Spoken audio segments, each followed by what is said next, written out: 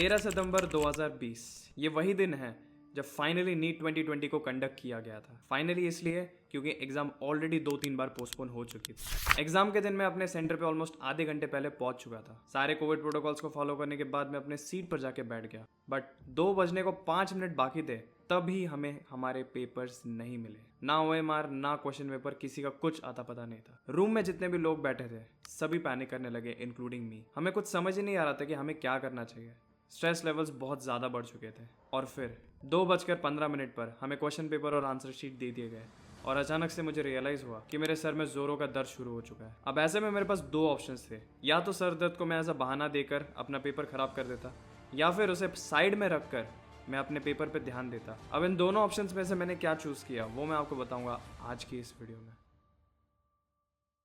Chapter 1 pre NEET phase. बचपन से लेकर 6-7 स्टैंडर्ड तक I was a very bright student. I was always on the top with minimal amount of studies. I was more interested in to arts, computer, singing etcetera. I was doing pretty good at life.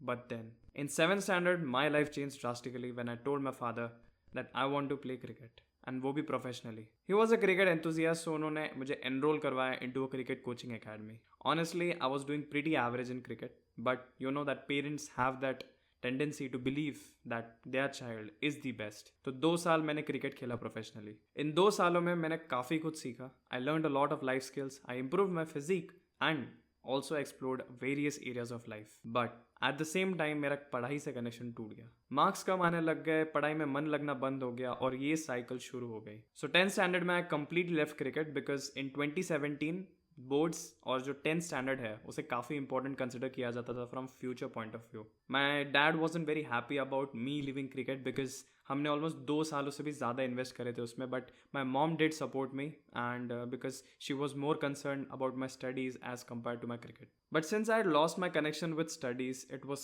quite difficult for me to get back onto it. And 10th standard is full of distractions, be it your social circle, be it your girlfriend, boyfriend, worrying about your looks, etc. पढ़ने में तो मन लग नहीं रहा था, तो इन्हीं सारे distractions में मन लगने लगा। I was totally distracted in 10th standard. And उसका रिजल्ट ये निकला कि मुझे सिर्फ 9.2 CGPA मिले अपने 10th बोर्ड्स के अंदर। उस समय ये काफ़ी एवरेज स्कोर था। Chapter 2 NEET phase 1। 10th के बाद तो साइंस लेना फिक्स ही था because my mom is a doctor and she always had this in mind कि हमें इसे डॉक्टर बनाना है। बट उस समय बैक इन 2017 मुझे नीट, एम्स, जिपमर ये एग्जाम्स के बारे में कोई भी आइडिया नहीं था। थोड़ी रिसर्च करी मैंने और मुझे इन एग्जाम्स के बारे में पता चला और ये भी पता चला कि इन्हें क्रैक करने के लिए आपको कोचिंग क्लासेस में एडमिशन लेना पड़ता है, क्योंकि उस समय ऑनलाइन कोचिंग या सेल्फ स्टडी से लोग यूजुअली इन एग्जाम्स को क्रैक नहीं कर पाते थे। You had to give lakhs of rupees to these coaching institutes in order to make sure that you are preparing for these exams. उस समय जो मेरी गर्लफ्रेंड थी और मेरे स्कूल के जो 2-3 फ्रेंड्स थे उन्होंने आकाश इंस्टीट्यूट में एडमिशन लिया फॉर अ 2-year प्रोग्राम। मैंने 2-3 कुछ लोकल इंस्टीट्यूट्स में इंक्वायरी जरूर करी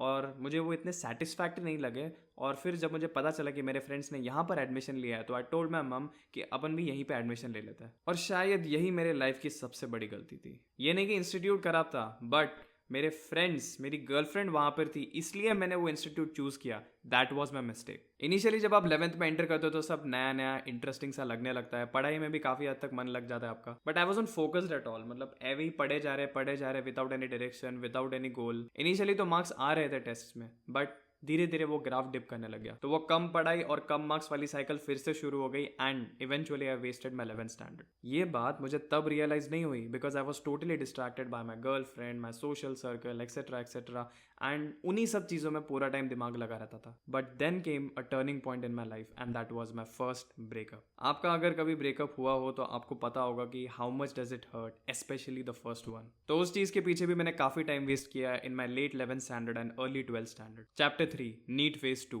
In 12th standard I was shifted to a new batch which comprised mainly of toppers। मेरे जो एक्स थी, जो मेरे बाकी के जो फ्रेंड्स थे वो सारे डिफरेंट बैच में चले गए और मैं इस बैच में अकेला था। इनिशियली तो मुझे काफ़ी ज़्यादा इन्फीरियर फील होता था उस बैच में, सो मैं लास्ट बेंच पर जाके बैठ जाता था। बट कुछ ही दिनों में, कुछ ही महीनों के अंदर मैंने काफ़ी अच्छा बॉन्ड बना लिया उन टॉपर्स के साथ एंड जो एक्चुअल में जो पढ़ाई करने वाले जो बच्चे हैं उनके साथ। एंड फिर मैं फर्स्ट बेंच, सेकेंड बेंच ऐसे बैठने लग गया। पढ़ने में भी थोड़ा और मन लगने लगा और मुझे वहाँ पर वो चीज़ समझ में आई that you are the average of your circle and इसी समय I got into relationship with one of those toppers. But इस बार डिस्ट्रैक्ट होने के बजाय I started progressing in life. So it's like लड़की आपको इन्विटेशन नहीं देती है कि आप आओ और अपनी लाइफ बर्बाद कर जाओ, या आपके ऊपर होता है कि आपको आपकी लाइफ बर्बाद करनी है या फिर साथ में ग्रो करना है। सब सही जा रहा था, मार्क्स भी इंप्रूव कर रहे थे, बट वो एक रेंज में स्टक हो गए थे 300, 400, 450। एंड उसका मेन रीजन था कि मैंने 11th अपनी वेस्ट करी थी। मेरी फाउंडेशन जो है वो काफ़ी ज़्यादा वीक थी, और अगर बिल्डिंग की फाउंडेशन सही ना हो तो उसे कभी ना कभी तो गिरना ही होता है।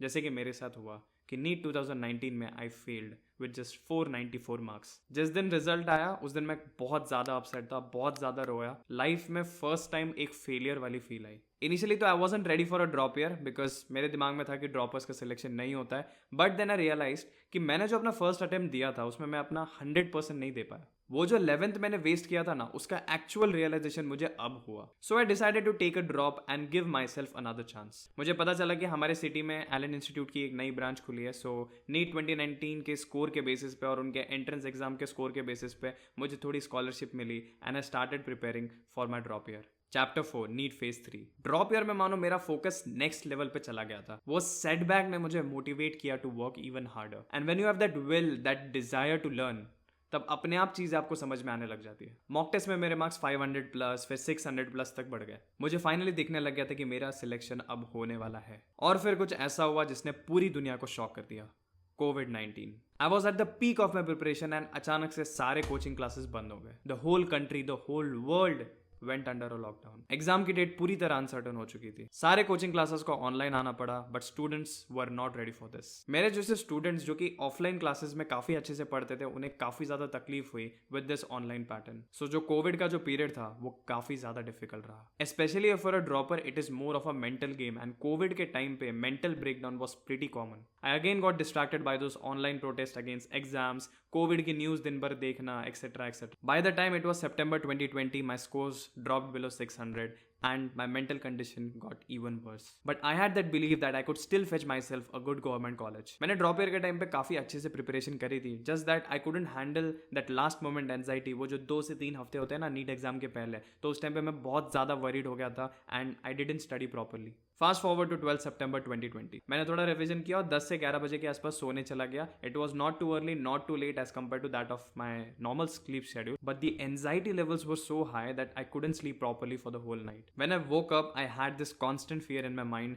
कि बस एग्जाम के टाइम सर दर्द ना करे। और जैसा कि मैंने आपको वीडियो के स्टार्ट में बताया कि जैसे ही मुझे पेपर हाथ में मिला, मेरा डर सच्चाई में बदल गया। मेरा सर बहुत जोरों से दर्द करने लगा। अब मेरे पास 2 ऑप्शंस थे, या तो मैं सर दर्द को एक्सक्यूज बना के पेपर खराब कर देता, या तो फिर उसे साइड में रख के अपने पेपर पे ध्यान देता। मैं अचानक से मानो फ्लैशबैक में ही चला गया और मुझे रियलाइज हुआ कि इन 3 सालों में मैंने कितना कुछ किया है, कितना कुछ सहा है। मेरे मॉम डैड ने मेरे लिए कितना कुछ किया है, कितना कुछ सहा होगा। तो ये सर दर्द तो क्या ही चीज़ है। तो मैंने सर दर्द को साइड में रखा और अपने पेपर को कंप्लीट करने पे ध्यान दिया। एंड उस टाइम मुझे रियलाइज हुआ कि इंसान अगर चाहे तो कुछ भी कर सकता है। एंड लकीली 2020 में पेपर काफ़ी ईजी आया था। मुझे 586 मार्क्स मिले और जनरल कैटेगरी के थ्रू मुझे GMC दूल्हे अलॉट हुआ। तब अगर मैंने गिव अप कर दिया होता तो एक्सपेक्टेड से काफ़ी कम मार्क्स आए होते और आज मैं गवर्नमेंट कॉलेज से MBBS ना कर रहा होता। बट ऐसा नहीं कि MBBS में आने के बाद आपकी लाइफ की सारी प्रॉब्लम्स खत्म हो जाएगी। Instead you will have new problems and even bigger ones. But at least आपको ये अनसर्टेनिटी नहीं रहेगी कि मैं फ्यूचर में क्या करूंगा, क्या बनूंगा या क्या बनूंगी। अब जब मैं अपने पेरेंट्स को देखता हूँ तो वो गर्व से सबको बताते कि उनका लड़का गवर्नमेंट कॉलेज से MBBS कर रहा है। उससे बड़ा सेटिस्फैक्शन आपको मिल ही नहीं सकता एज अ स्टूडेंट। वो सारे एफर्ट्स जो आप अभी लगा रहे हो, जो रात रात भर आप मेहनत कर रहे हो, आप पढ़ाई कर रहे हो, एक दिन उसका फल आपको मिलेगा ही मिलेगा। अगर तो आपने वीडियो यहाँ तक देख ही ली है और आपको वीडियो पसंद आया है तो वीडियो को लाइक ज़रूर करें और अपने फ्रेंड्स के साथ, फैमिली मेम्बर्स के साथ शेयर ज़रूर करें। और अगर आपको मेरा कंटेंट पसंद आता है तो मुझे सब्सक्राइब करना ना भूलें। मैं मिलूंगा आपसे अगली वीडियो में। Till then, bye bye.